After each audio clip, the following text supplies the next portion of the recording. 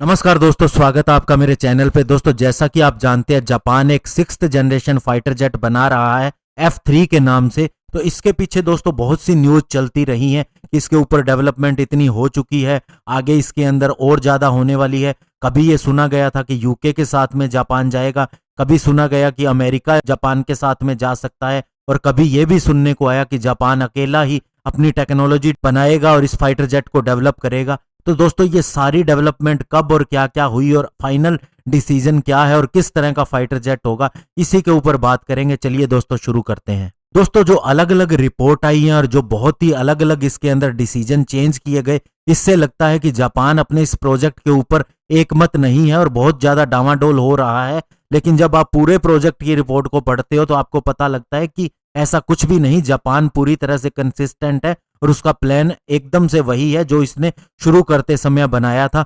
तो दोस्तों, इसका रीजन ये भी है। दोस्तों, सबसे पहले अगस्त 2018 के अंदर डिप्लोमेट में ये रिपोर्ट आई कि जापान अपने पार्टनर के रूप में यूके को सोच रहा है, और 2019 के अंदर ये न्यूज आई कि इसके अंदर लोकल डेवलपमेंट ज्यादा होगी क्योंकि जापान की रिक्वायरमेंट ज्यादा है। उसके बाद मार्च 2020 के अंदर ये रिपोर्ट आई कि यूके को बाहर कर दिया गया है क्योंकि यूनाइटेड स्टेट को फेवर दिया जा रहा है।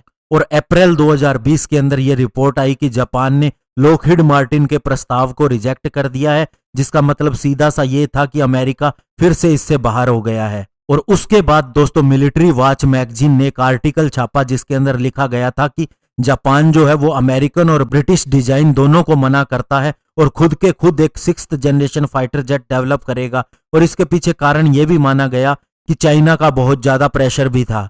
लेकिन फिर दोस्तों, 18 अप्रैल 2020 को सनकई न्यूज ने एक रिपोर्ट की जिसके अंदर लिखा गया था कि जापानीज गवर्नमेंट ये चाहती है कि एक ग्रुप ऑफ अमेरिकन कंपनीज और जापानीज कंपनीज दोनों मिलकर एक next generation stealth fighter jet के ऊपर काम करें, जिसका मतलब था कि अब यूनाइटेड स्टेट इसके अंदर शामिल है। लेकिन दोस्तों, इसके पीछे जापान का कोई कारण नहीं था इन रिपोर्ट्स को पब्लिश करने में।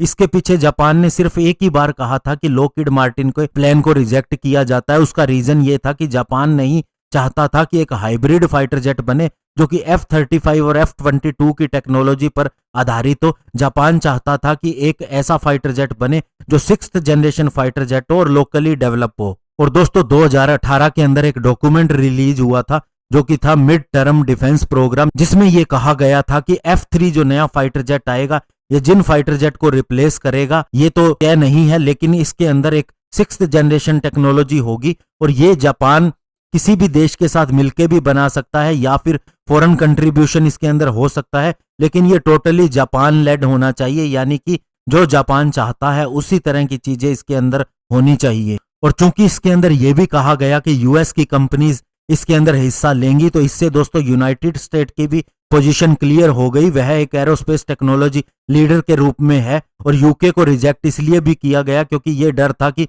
यूके अगर साथ में आएगा तो इसके अंदर बहुत से पार्टनर नहीं होंगे और काम भी स्लो डेवलपमेंट के हिसाब से होगा और इसके अंदर कॉस्ट भी बढ़ जाएगा। और यह भी प्रॉब्लम थी कि अमेरिकन वेपन्स को इसके साथ कैसे इंटीग्रेट किया जाएगा, क्योंकि जापान के पास बहुत सा स्टॉक है अमेरिकन वेपन का। और दोस्तों, जापान को यह भी डाउट था कि ब्रिटिश फाइटर जेट जो कि पूरी तरह से मल्टी रोल है भी कि नहीं, और जिस स्लो स्पीड से ब्रिटेन के वेपन सिस्टम को ब्रिटेन के ही बनाए गए यूरोफाइटर टाइफून के ऊपर इंटीग्रेट किया गया है, उससे भी डाउट होना जापान को लाजमी था। और दोस्तों, जो जर्मनी, इटली और यूके ने मिलकर जो यूरोफाइटर टाइफून बनाया है, तो अभी भी दोस्तों जर्मनी ने फैसला किया था कि वह यूनाइटेड स्टेट से F-18 फाइटर जेट खरीदेगा। तो अब जबकि उसके पास अच्छी संख्या के अंदर यूरोफाइटर टाइफून है, तो ऐसे में दोस्तों डाउट होता है यूके की टेक्नोलॉजी के ऊपर। ये जापान का बड़ा रीजन था यूके को न लेने का। दूसरा दोस्तों, अमेरिका के साथ जाने का रीजन ये भी था कि अमेरिका के साथ जाने से उसे एक सुरक्षा भी मिलती है नियर फ्यूचर के अंदर।